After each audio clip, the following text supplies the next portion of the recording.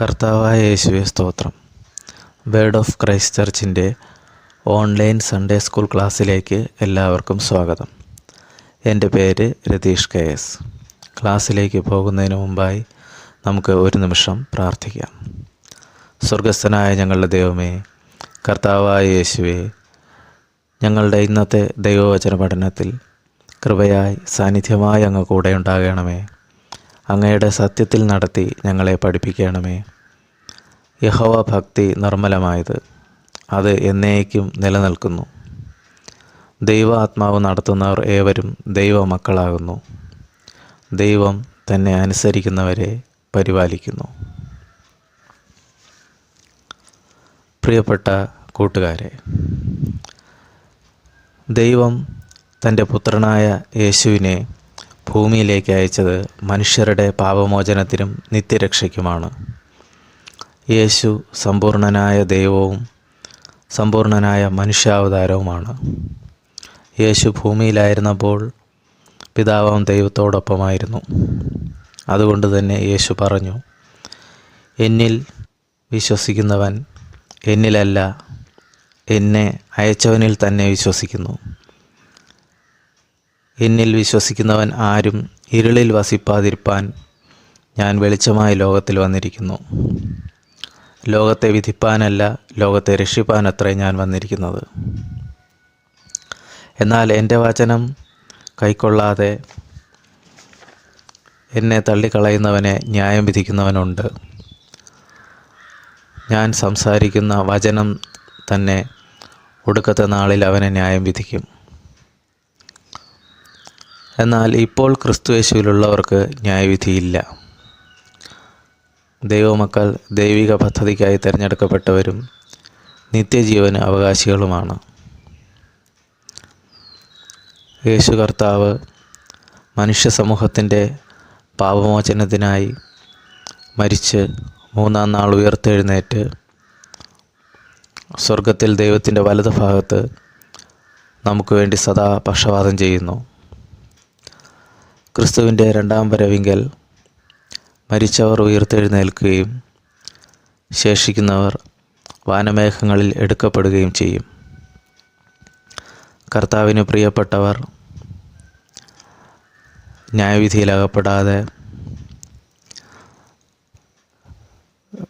കർത്താവിന് അനുരൂപരായി ദൈവദൂതർക്ക് തുല്യരായിത്തീരുന്നു. അങ്ങനെ സ്വർഗത്തിൽ യേശുവിൻ്റെ സ്നേഹത്തിൻ കൃപയിൽ എന്നേക്കും വസിക്കുകയും ചെയ്യും.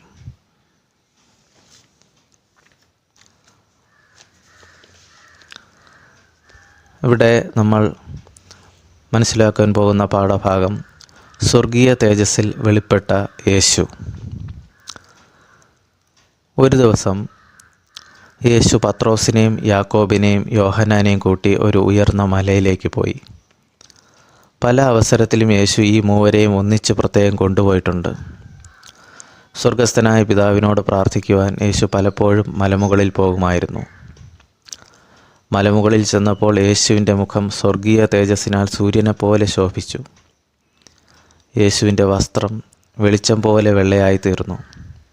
ഈ ഭൂമിയിൽ ആർക്കും അലക്കി വെളുപ്പിക്കാൻ കഴിയാത്തവണ്ണം വെള്ള നിറമുള്ളതായിരുന്നു. ഈ സമയത്ത് പഴയ നിയമ വിശുദ്ധരായ മോശയും ഏലിയാവും അവിടെ പ്രത്യക്ഷരായി.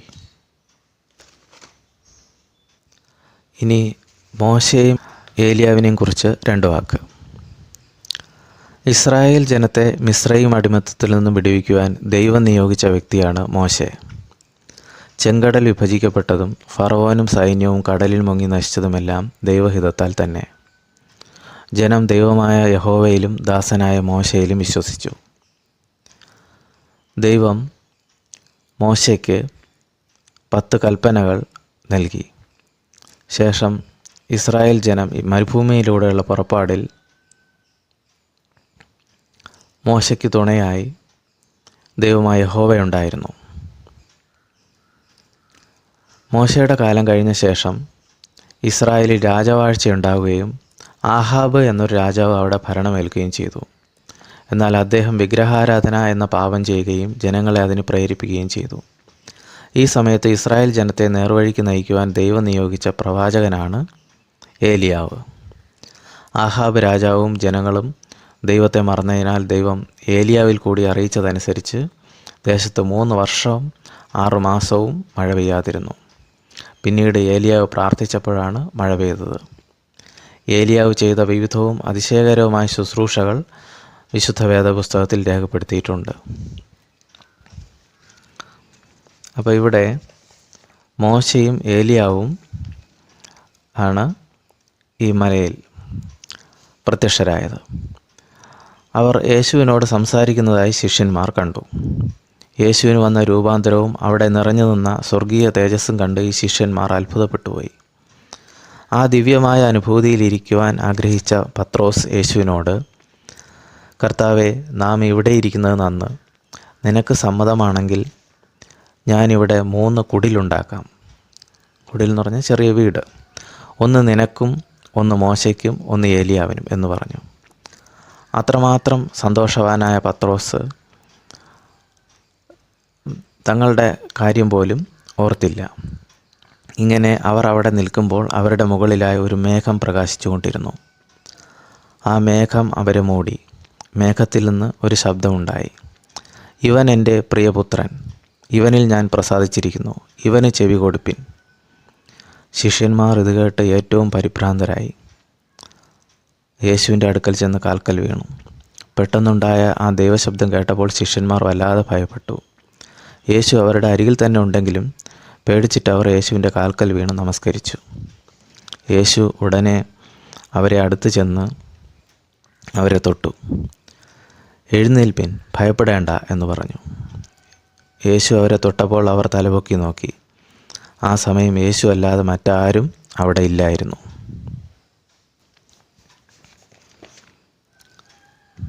അപ്പോൾ യേശു ശിഷ്യന്മാർക്ക് ദൈവ തേജസ്സിൽ വെളിപ്പെട്ടു. ഇതിൽ നിന്ന് നമ്മൾ മനസ്സിലാക്കേണ്ടത് ഇപ്രകാരമാണ്: യേശുവിൻ്റെ മഹത്വപൂർണമായ ദർശനം മാനുഷിക ദൃഷ്ടികൾക്ക് അസാധ്യം. ദൈവസന്നിധിയിൽ ഏകാഗ്രതയോടെ ആരാധിക്കുമ്പോൾ ആ ദിവ്യമഹത്വം നമുക്ക് ദർശിക്കാം. ആരാധനയ്ക്ക് യോഗ്യൻ യേശു മാത്രം. മറ്റാരും ഇതുവരെ ഉണ്ടായിട്ടില്ല, ഇനി ഉണ്ടാകുകയും ഇല്ല.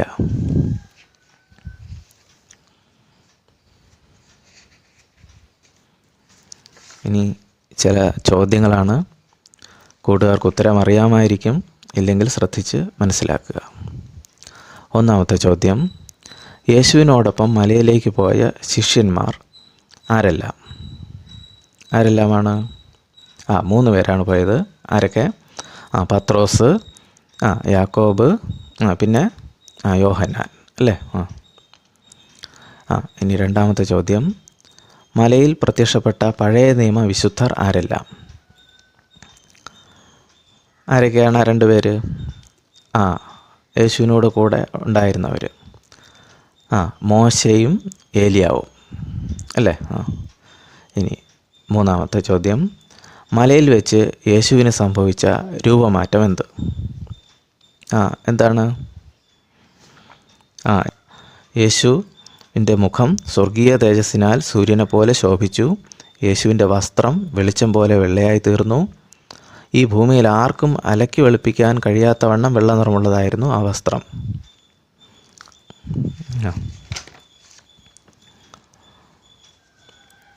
ഇനി നാലാമത്തെ ചോദ്യം: യേശുവിന് രൂപമാറ്റം സംഭവിച്ച മലയിൽ വെച്ച്, അതായത് മറുരൂപ മലയിൽ വെച്ച് പത്രോസ് യേശുവിനോട് ആവശ്യപ്പെട്ട ആഗ്രഹം എന്താണ്? പത്രോസ് ചോദിച്ചു ഇങ്ങനെ: കർത്താവേ, നാം ഇവിടെ ഇരിക്കുന്നത് നന്ന്. നിനക്ക് സമ്മതമെങ്കിൽ ഞാനിവിടെ 3 കുടിൽ ഉണ്ടാക്കാം. 1 നിനക്കും, 1 മോശയ്ക്കും, 1 ഏലിയാവിനും എന്ന് പറഞ്ഞു അല്ലേ? എന്നാൽ ആ സമയം അവരുടെ മുകളിലായി ഒരു മേഘം പ്രകാശിച്ചു കൊണ്ടിരുന്നു. ആ മേഘം അവരെ മൂടി അല്ലേ? എന്നിട്ട് അഞ്ചാമത്തെ ചോദ്യം: മേഘത്തിൽ നിന്നുണ്ടായ ദൈവശബ്ദം എന്തായിരുന്നു? ഇവൻ എൻ്റെ പ്രിയപുത്രൻ, ഇവനിൽ ഞാൻ പ്രസാദിച്ചിരിക്കുന്നു, ഇവന് ചെവി കൊടുപ്പിൻ.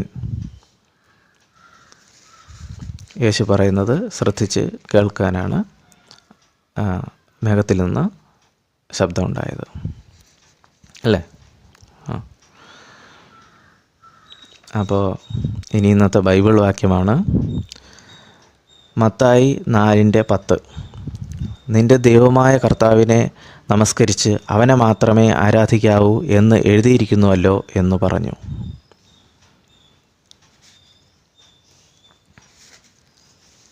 അപ്പോൾ ക്ലാസ് കൂട്ടുകാർ ശ്രദ്ധിച്ച് കേട്ട് കാണുമെന്ന് വിചാരിക്കുന്നു. ക്ലാസ്സിൽ പങ്കെടുത്ത എല്ലാ കുഞ്ഞുങ്ങളെയും ദൈവം കൃപ നൽകി അനുഗ്രഹിക്കട്ടെ എന്ന് പ്രാർത്ഥിക്കുന്നു. ഇവരെ സകലവിധ ദോഷങ്ങളിൽ നിന്നും വിടുവിക്കണമേ കർത്താവേ. അങ്ങയുടെ തണലിൽ ഭദ്രമായി കാക്കണമേ. ദൈവിക സമാധാനവും സന്തോഷവും നൽകി ഇവരെ അനുഗ്രഹിക്കണമേ. സ്തോത്രം ചെയ്യുന്നു. ആമേൻ.